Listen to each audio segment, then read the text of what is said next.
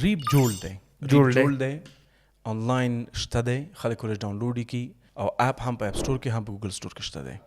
چون زمونږ د فاشیزم تعریف د غرب سره فرق کوي.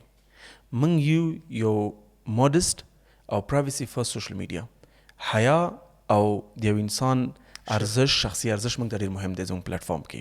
مونږ د ټول اپ کې اوسه پورې 100 ملیون درهم مصرف کړي دي.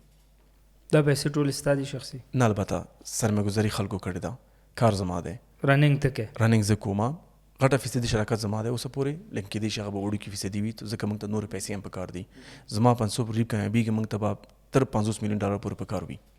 تر څو د فیسبوک ته فیسبوک مقام ته رسېږي 1 بلین ډالر پکار دي. څومره؟ 1 بلین.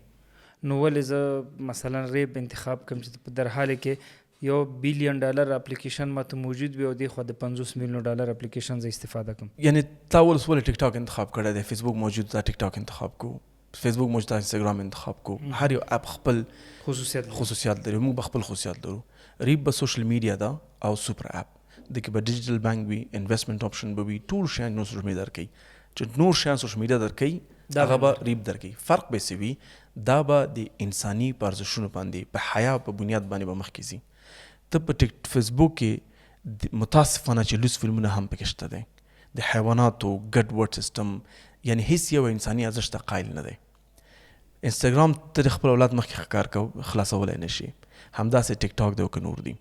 باید یو سوشل میډیا وي چې هغه د فیملي ارزښتونو ته قایل ده، د انساني شخصي حریم ته قایل ده او واقعا سیستمونه ورته اسانه کړي دي او مطمئن چې خلک به ډېر زر سپورټ هم کي او سره به هم پاتې شي. اپ سٹور کې یا مثلا ګوګل پلای کې په انډرایډ کې یا مثلا دواړه کې شته دی. دا اوس ډاونلوډ هم دا اوس هم ډاونلوډولی شي، زه دا هم ویلی شم. اکاونټ پکې جوړولی شي؟ بالکل. ویډیو پکې اپلوډ؟ بالکل، ټول شکان کولی شي.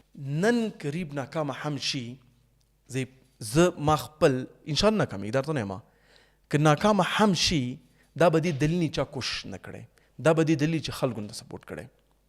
متوجه شئ؟ سبا څوک ونه وایي چې ولې موږ سوشل میډیا لرو چې هغه د فامیلو انساني ارزښتونو ته قایله ده. یعنی هر کس د مظلوم اواز دلته جګولی شي، که هغه کې مسلمان دی، که هغه بنګالی دی، که هغه معماري دی، که هغه وینزویلن دی، که هغه سویډنیز دی، هر سړی. ما ورته وویل دا د فامیلي ارزښتونه، انساني ارزښتونه او د یو انسان شخصي حریم ساتل موږ ریب تعریف کوو.